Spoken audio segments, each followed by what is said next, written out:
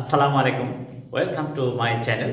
I am Abdus Salam, and you, my dear viewers, you are learning English easily with me.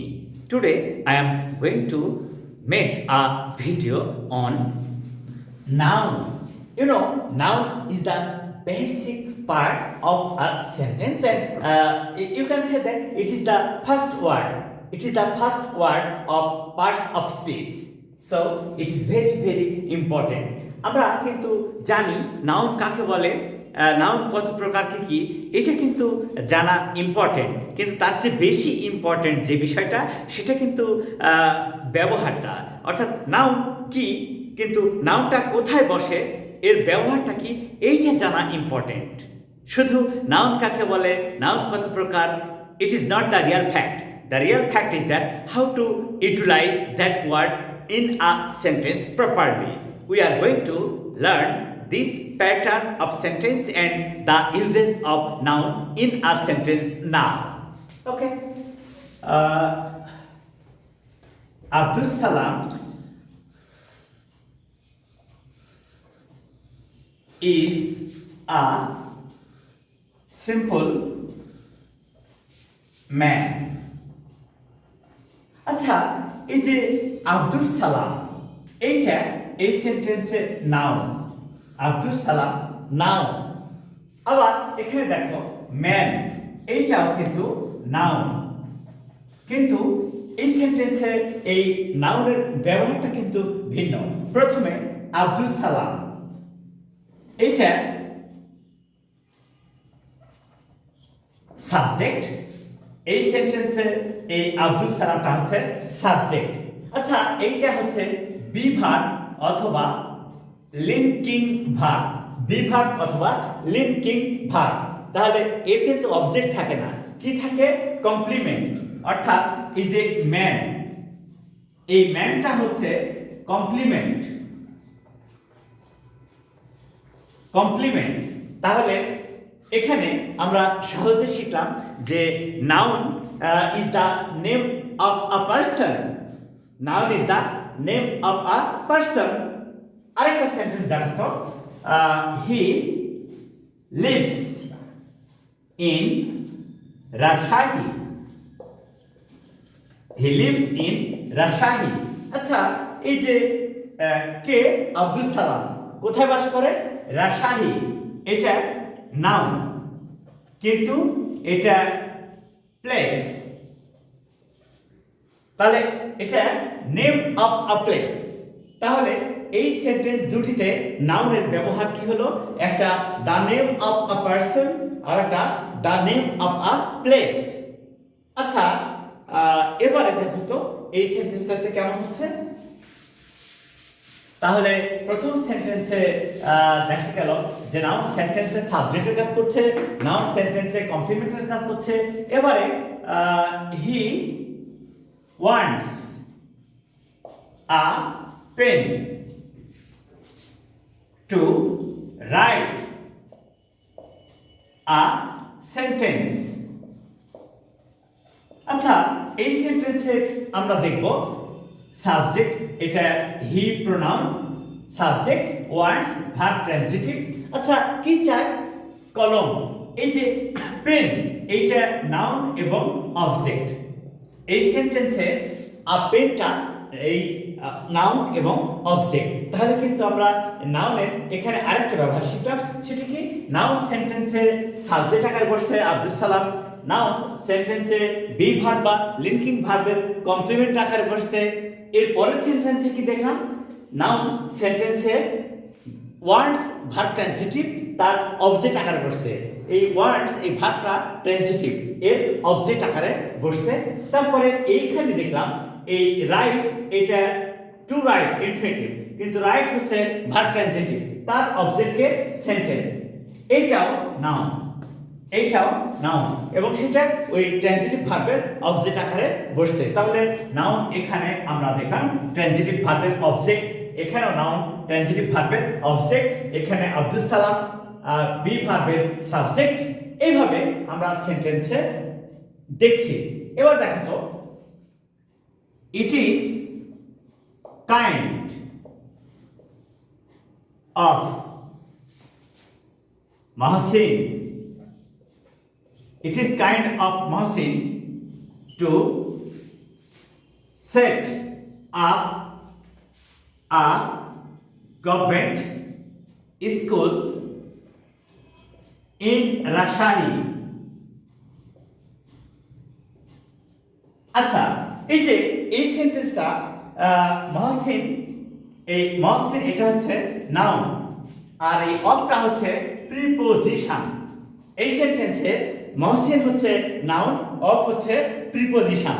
তাহলে কিন্তু এখানে আবার দেখছি যে নাউনের ব্যবহারটা ভিন্ন, সেটা কি প্রিপোজিশনের অবজেক্ট। তাহলে আমরা সহজে কি বলতে পারি, noun is the name of a person, a place or a thing. Noun is the name of a person. Mohsin, that is also person. Rajshahi is the name of a place. Sentence, different kind of sentence maybe. So these are called nouns and they are used in a sentence in a different way. Such as sometimes noun may be subject in a sentence, sometimes noun may be object in a sentence, sometimes noun may be used as the object of preposition. Preposition of preposition, Mohsin object, preposition object. So we can easily learn noun. That is, noun is the name of a person, a place, a thing, or any kind of substances. If we close our eyes, and if we open our eyes, we can see many things around us. So all the things have different names according to their uses, sizes, and the positions. Am I right? So according to the name, according to the action, according to the words, nouns are divided into two classes mainly. They are, so the first one is that noun may be used as subject, as the object of a sentence, as the object of a preposition. But noun is divided into two classes for the first time. That is the one, concrete noun.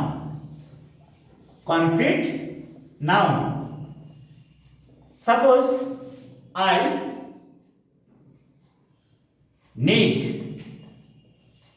a pen. আমার একটা কলম প্রয়োজন। এই পেনটা হচ্ছে noun এবং সেটা হচ্ছে concrete noun. Why it is concrete? You know it very well that a concrete noun is a kind of substance or thing which you can see, which you can touch. Am I right? Which you can catch. In this way, we can measure the concrete noun. This is a board. We can see, we can use this board for writing. So it is a concrete noun. That is the roof. Roof is also concrete noun. And that is the wall. It is also concrete noun. So the first kind noun is concrete noun. And concrete noun is a kind of noun which you can catch, which you can see, which you can touch, and you can use for different purposes. So that is concrete noun. Look at it, please. She bought a gold ring for me. আচ্ছা, এই ring, এইটা হচ্ছে concrete noun. কারণ ring, আংটি যেটা মানুষ হাতে পরে সেটা হচ্ছে রিং, আংটি। এই যে আঙ্গুঠি, এই আঙ্গুঠি বা আংটি যাই বলো, এইটা হচ্ছে নাউন। তাহলে এটা কনক্রিট নাউন। দে বট আ কার, তারা একটা গাড়ি কিনেছিল। কার, দ্যাট ইজ কনক্রিট নাউন। দেখা যায়, ব্যবহার করা যায়, লং ড্রাইভে যাওয়া যায়, এনজয় করা যায় driving, and that can help you to enjoy a comfortable journey. So these are called concrete noun. এবারে number 2, abstract noun. Abstract noun. তাহলে এবারে আমরা দেখলাম যে নাউন দুই প্রকার, concrete noun 2 number, abstract noun. আচ্ছা, অ্যাবস্ট্রাক্ট কথার অর্থ হচ্ছে কিন্তু ভাববাচক, গুণবাচক, অর্থাৎ দেখা যায় না, স্পর্শ করা যায় না, বাট অনুভব করা যায় ভাবের মাধ্যমে, অনুভব করা যায় আইডিওলজির মাধ্যমে, সেটা হচ্ছে অ্যাবস্ট্রাক্ট নাউন। যেমন I respect her honesty. I respect her honesty. আচ্ছা, তার সত্তাকে আমি সম্মান করি। আচ্ছা, ওনার গায়ে কি সৎ লেখা আছে যে উনি সৎ? নো, তার আচরণ, তার কাজ, তার গুণাবলী বলে দিবে যে উনি সৎ। আর এই যে কোয়ালিটি, এটাকে বলা হয় অনেস্টি, এটাকে বলা হয় অনেস্টি। আবার দেখো, I was absent for my sickness. I was absent for my sickness. আচ্ছা, এই যে sickness, এটা হচ্ছে abstract noun, এটা abstract noun। তাহলে এই honesty দেখা যায় না, অনুভব করতে হয়, বুঝতে হয়। sickness দেখা যায় না, কিন্তু একটা মানুষের ফিজিক্যাল স্ট্রাকচার বা outward appearance or activity follow করলে তখন তোমরা বুঝতে পারবা যে উনি সুস্থ না সিক। এই যে সিকনেস, অসুস্থতা, এইটা হচ্ছে অ্যাবস্ট্রাক্ট নাউন। তাহলে আমরা এখানে দেখলাম যে নাউন দুই প্রকার, একটা হচ্ছে কনক্রিট নাউন আর একটা হচ্ছে অ্যাবস্ট্রাক্ট নাউন। এরপরে আমরা দেখব যে এই কনক্রিট নাউনকে আবার 4 ভাগে ভাগ করা যায়। কনক্রিট নাউনকে আবার 4 ভাগে ভাগ করা যায়। সেটা কি, আমরা একটু সেটা নিয়ে কথা বলবো। কনক্রিট নাউন 4 প্রকার, তার মধ্যে number 1, proper noun. Proper noun. আচ্ছা, প্রপার অর্থ হচ্ছে কি? উপযুক্ত বা নির্দিষ্ট। প্রপার অর্থ কি? উপযুক্ত বা নির্দিষ্ট। তাহলে নির্দিষ্ট ব্যক্তি, বস্তু, স্থান হলে সেটা হবে প্রপার নাউন। যেমন I called শামীম। আমি শামীমকে ডেকেছিলাম। Shamim is the name of a person. Shamim বললে কিন্তু একজন মানুষকেই বোঝায়, তাহলে এটা proper noun. Rajshahi proper noun. Bangladesh proper noun, অর্থাৎ নির্দিষ্ট ব্যক্তি, বস্তু বা স্থানকে বোঝালে সেটা proper noun.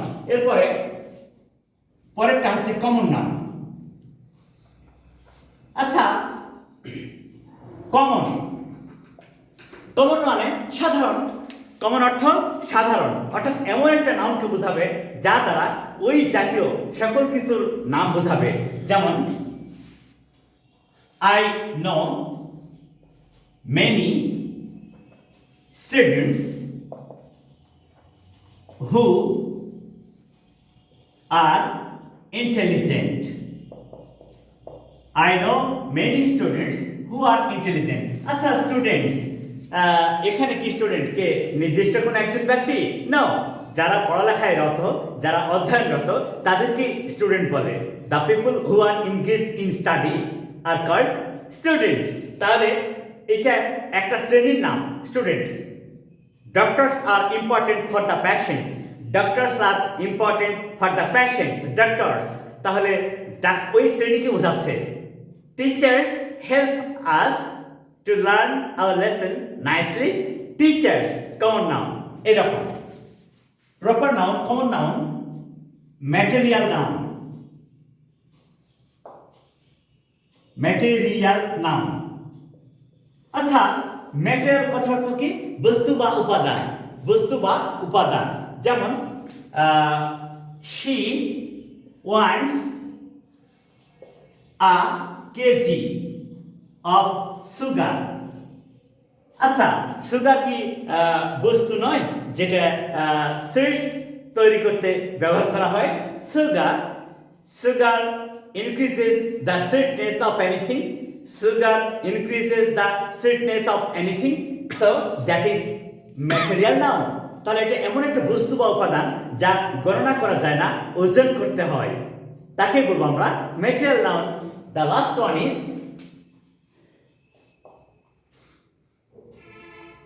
Proper noun, common noun, material noun and আমরা এর আগে কিন্তু অ্যাবস্ট্রাক্ট নাউনের কথা বলেছি।